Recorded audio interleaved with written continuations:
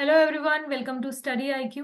In today's video, we are going to discuss the landmark judgment of State of Madras versus Shrimati Champakam दुराई राजन. ये case को हम चंपाकम दुराई राजन 1951 के नाम से जानते हैं या ये वो केस है जिसके बेसिस पर फर्स्ट कॉन्स्टिट्यूशनल अमेंडमेंट भी हुई थी. तो ये कई बार एग्जाम्स में क्वेश्चन भी पूछा जाता है कि कौन सा ऐसा जजमेंट है जिसके बाद फर्स्ट कॉन्स्टिट्यूशनल अमेंडमेंट हुई है. So that is state of Madras versus Shrimati Champakam Dorairajan. So let's understand this judgement.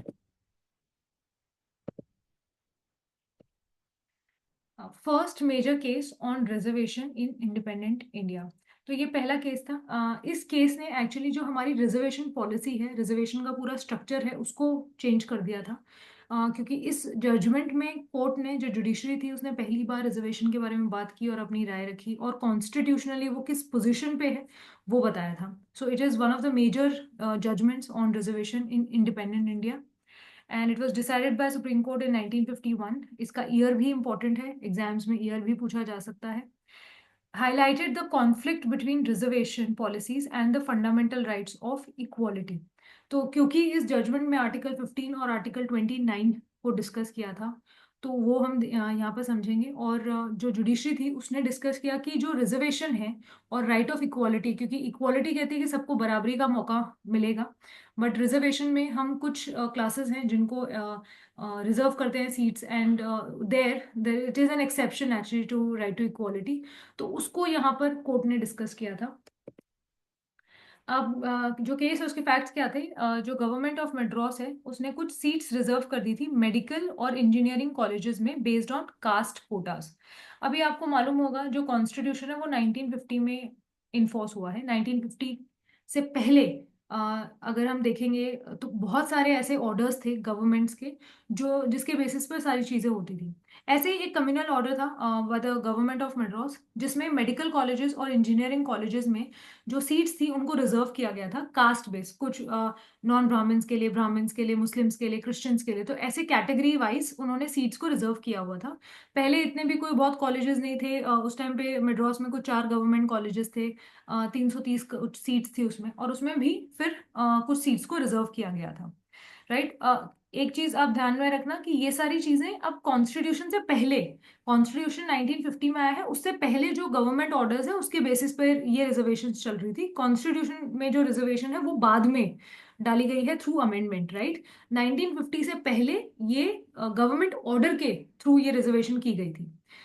Champakam Dorairajan, a Brahmin woman, was denied admission despite better qualifications. तो इसमें क्या हुआ था कि जो चंपाकम दुराईराजन थी, she had qualified for the exam और वो सीट के लिए क्वालिफाइड थी. She had the marks, all the qualifications were done, but क्योंकि सीट्स फुल हो गई थी तो उनको एडमिशन यहाँ पर डिनाई कर दिया गया. कि जो भी क्राइटेरिया होना चाहिए क्वालिफिकेशन का वो तो उनके पास था, but the seats were full, and because there was reservation, so she was denied of seat, and she was denied admission. तो इसी को उन्होंने फिर चैलेंज किया. पहले ऑफ कोर्स वो आर्टिकल 226 में हाई कोर्ट गई थी, एंड देन हाई कोर्ट में जो रिलीफ था उन्हें मिला था, and then the state of Madras went to supreme court. तो उन्होंने क्या चैलेंज किया? Challenge the government order claiming it violated her fundamental rights under Article 15, subclause 1 and Article 29, subclause 2. तो आर्टिकल 15 सब क्लॉज 1 आप देखेंगे तो बात करता है prohibition of discrimination on the basis of religion, race, caste, sex, place of birth. Right. कि इनमें से किसी भी बेसिस पर जो सरकार है वो डिस्क्रिमिनेशन नहीं कर सकती है. तो because she was denied admission, तो उन्होंने यही कहा कि यहाँ पर उनके साथ डिस्क्रिमिनेशन हो रहा है. तो उन्होंने आर्टिकल 15(1) में चैलेंज किया कि मेरी फंडामेंटल राइट वायलेट हुई है यहाँ पर, because I have been denied admission based on, not based on qualification but based on other factors, and which is discriminatory. फिर उन्होंने आर्टिकल 29 सब क्लॉज 2 में भी बोला कि जो एजुकेशनल इंस्टीट्यूशंस हैं वहां पर डिस्क्रिमिनेशन नहीं हो सकता है, everyone should get equal right, और जो रिलीजन, रेस, कास्ट है इनके बेसिस पर डिस्क्रिमिनेशन नहीं किया जा सकता. तो उसको भी उन्होंने यहाँ पे चैलेंज किया. तो ये 2 आर्टिकल्स थे जिसको चंपाकम दुराईराजन ने चैलेंज किया कि भाई in under these articles I have fundamental rights, और जो ये गवर्नमेंट ऑर्डर है ये डिस्क्रिमिनेटरी है, and it is violating my fundamental right. So she went to High Court. High Court में she did get the relief, and then the state of Madras went to Supreme Court. की legal जो questions थे court के सामने, पहला ये था, does caste based reservation violate the right to equality under article 15 sub clause 1। तो सबसे पहली चीज कोर्ट ने ये डिसाइड की कि जो रिजर्वेशन है और जो आर्टिकल 15(1) बोलता है, is it in conflict with each other, क्या वो वायलेट कर रहा है फंडामेंटल राइट को। दूसरा कोर्ट के सामने इशू था, can state policies override fundamental rights guaranteed by the constitution. State policies अगर हम बात करेंगे तो डीपीएसपी है। एक्चुअली केस में आर्टिकल 37 में जब पूछा गया स्टेट ऑफ मद्रास से कि भाई आपने इस तरीके का ऑर्डर क्यों इशू किया हुआ है and bye it's in force, आपने किस बेसिस पर इसको फोर्स किया हुआ, तो उन्होंने बोला कि आर्टिकल 37 जो है डीपीएसपी का, वो उनको ये बताता है कि भाई कोई भी लॉ आपने बनानी है तो then that law should be in consonance with directive principles of state policy, right. तो यहाँ पर कोर्ट के सामने अब एक और सवाल था कि ये जो स्टेट पॉलिसीज हैं वो फंडामेंटल राइट को भी ओवरराइड कर सकते हैं कि नहीं कर सकते हैं। सो ये दो लीगल क्वेश्चंस थे कोर्ट के सामने। सुप्रीम कोर्ट ने रूलिंग दी that the court struck down caste based reservation as unconstitutional. तो यहाँ पर जो सुप्रीम कोर्ट है उन्होंने भी चंपाकम दुराराजन को रिलीफ दिया और उन्होंने ये हेल्ड किया कि जो कास्ट बेस्ड रिजर्वेशन है वो अनकॉन्स्टिट्यूशनल है।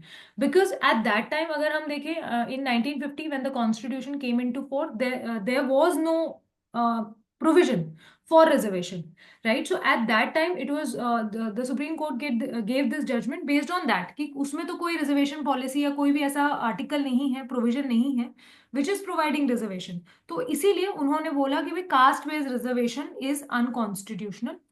Held that article 15 subclause 1 prohibits discrimination on grounds of religion, race, caste, sex और place of birth। और अगर आप कास्ट के बेसिस पर रिजर्वेशन दे रहे हैं तो वो डिस्क्रिमिनेटरी माना जाएगा। तो उन्होंने ये भी बोला कि भाई ये जो आपका ऑर्डर है ये वायलेट कर रहा है आर्टिकल 15(1) को, because it is discriminating based on caste. तो उन्होंने उस ऑर्डर को बोला कि भाई this is invalid, it is unconstitutional. Found the government order violating Article 20 subclause 2 which ensure equal access to educational institutions। और उनको ये भी पता चला after analysing the whole thing article 29 subclause 2 is also being violated, right. Plus supreme court ने ये भी held किया इसी में कि भाई जो फंडामेंटल राइट्स हैं दे आर अबव डीपीएसपी। चंपाकम दुरायराजन में क्योंकि जो स्टेट ऑफ मद्रास थी उन्होंने डीपीएसपी का अपना आर्ग्यूमेंट दिया था कि भाई क्योंकि directive principles of state policy जो है आर्टिकल 37 उसका स्पेसिफिकली उनको अलाउ करता है कि in order to do complete equality, in order to establish equality, uplift करने के लिए कुछ ऐसे सेक्शंस को वो कुछ स्टेप्स ले सकते हैं, कुछ प्रोविजंस बना सकते हैं। तो उन्होंने बोला उसी की वजह से हमने ये ऑर्डर पास किया है, we are still using it because हम 37 के थ्रू अपनी पॉलिसी जो सरकार की पॉलिसी है वो हम बना रहे हैं सो दैट एक सोशल पॉलिसी और सोशल इक्वालिटी हम लेकर आ पाए। बट कोर्ट ने हेल्ड किया कि no you cannot override fundamental right. So in Champakam Dorairajan court gave a very black and white decision that fundamental rights are above directive principles of state policy. और अगर आप कोई स्टेट पॉलिसी भी बना रहे हैं so you can not make a policy which overrides fundamental rights, right. तो उन्होंने ये डिसीजन दिया। तो ये जो दोनों इश्यूज थे, पहला कि क्या कास्ट बेस्ड रिजर्वेशन वायलेट करती है राइट टू इक्वालिटी को अंडर आर्टिकल 15(1), तो कोर्ट का आंसर था यस इट डज। क्योंकि कोई because at that time there was no provision for reservation and on the face of it जो ऑर्डर था वो डिस्क्रिमिनेटरी था। Second, can state policies override fundamental rights guaranteed by the constitution? Answer was no. Court ने held किया जो state policies हैं, directive principles of state policy जो भी जितनी लिस्ट दी है to do welfare, social justice करने के लिए, वो आप यूज नहीं कर सकते in order to override fundamental rights. In order to establish any principle given under directive principles of state policy, you cannot violate the fundamental rights of any individual। so ये दोनों को कोर्ट ने answer किया। Impact क्या था judgement का? इस judgement से सबसे पहली जो फर्स्ट अमेंडमेंट थी वो लाई गई of the to the constitution because in Champakam Dorairajan honourable Supreme Court made very clear that there is no provision for reservation in the constitution and if there is no provision for reservation in the constitution then it will be considered as violating the principle of equality और वो discriminatory माना जाएगा, right. तो इस judgement के बाद जो legislature था उन्होंने एक फर्स्ट अमेंडमेंट की इन the constitution in 1951 Article 15, subclause 4 was added, allowing special provision for socially and educationally backward classes.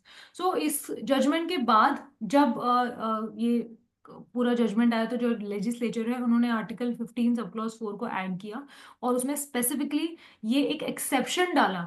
अगर हम 15 देखेंगे, 15(1) कहता है that no prohibition, sorry, no discrimination can be done on the basis of religion, race, caste, sex, place of birth, right, or any of them. No, it can't be done. Then Article 15(4) was added that special provisions can be made for socially and educationally backward classes.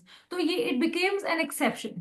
It became an exception कि okay नहीं हो सकता, general rule यही है that discrimination can not be done, but अगर कोई special provision socially और educational backward classes के लिए सरकार बनाना चाहेगी तो वो बना सकती है, वो फिर वायलेटिंग नहीं माना जाएगा of article 15 sub clause 1. So after this judgment, this article was added and the provision of, in a way we can say, reservation was added in the constitution. It paved the way for a more structured approach to reservation policies. बिल्कुल यही हुआ क्योंकि इससे पहले तो कुछ ऐसा provision था नहीं and there was lot of conflict in the country की रिजर्वेशन है, दे सकते हैं, नहीं दे सकते हैं. But after this judgement when the first amendment came, it made it very clear that there will be a special provision for socially and educational backward classes, and if that on the basis of that, if any such policy is created by the government, then that will not be violating article 50. Right. So this is it. And ये judgement याद रखना, इसका year आपको याद रखना है, इन सारे चीज़ों से क्वेश्चन बनता है. It's 1951 judgement after which first constitutional amendment came, through which we added article 15 sub clause 4, जिसमें socially and educationally backward classes के लिए एक स्पेशल प्रोविजन बनाने की बात लिखी है. So this is a series of thing how it happened. It that is why it's very important. और रिजर्वेशन के बारे में जब भी आप पढ़ते हैं, even if you write an essay, you have to mention Champakam Dorairajan, because this was the judgment based on which we actually structured the reservation policy in India. Right. So this is it, and I hope you understand everything. Thank you so much for watching.